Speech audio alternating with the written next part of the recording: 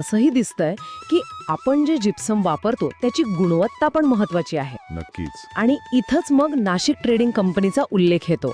त्यांच्याबद्दल काय माहिती दिली आहे? त्यांच्याबद्दल सांगताना 3 गोष्टींवर भर आहे: शुद्धता, गुणवत्ता आणि योग्य दर.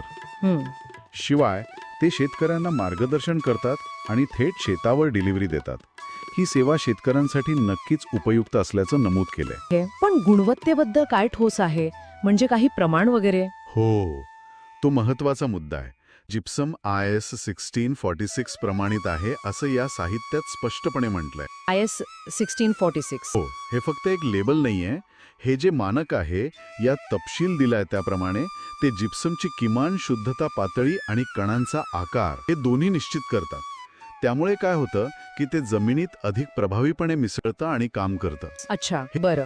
आता जरा प्रत्यक्ष अनुभवांकडे वळूया. हे खरंच शेतकऱ्यांच्या कामाला येतंय का?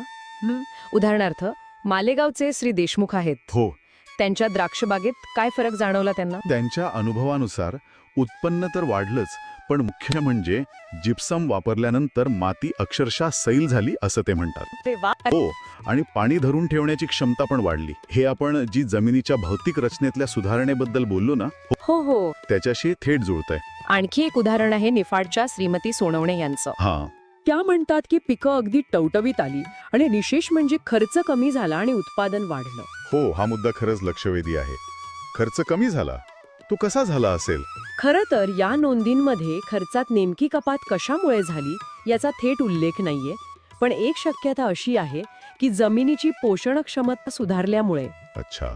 आणि पाणी धरून ठेवण्याची क्षमता वाढल्यामुळे कदाचित इतर खतांवरचा किंवा पाण्यावरचा खर्च कमी झाला असावा. होऊ शकतं.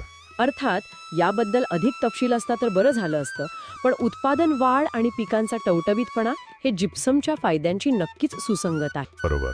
तर या सगळ्या माहितीचा अर्थ काय काढायचा? असं दिसतंय की कृषी जिप्सम विशेषतः जर ते योग्य प्रमाणित उत्पादन असेल हो, तर जमिनीची सुधारणा, पाण्याची बचत आणि पीक उत्पादन वाढवण्यासाठी एक महत्वाचा पर्याय ठरू शकतो. आणि नाशिक ट्रेडिंग कंपनीसारख्या पुरवठादारांना जो सकारात्मक प्रतिसाद मिळतोय तो पण हेच दर्शवतो. कीच. अगदी. पण या चर्चेतून एक पाक विचार पण पुढे येतो मला वाटतं. काय? या स्रोतांमधून जिप्समची जमिनीची रचना आणि पाणी वापर क्षमता सुधारण्याची जी भूमिका स्पष्ट होते, ते पाहता असा विचार येतो की जमिनीचा ऱ्हास आणि पाण्याची टंचाई या खऱ्या मोठ्या समस्या आहेत. हो, आहेतच. तसं इतर अभ्यासांमध्ये पण म्हटलं जातं.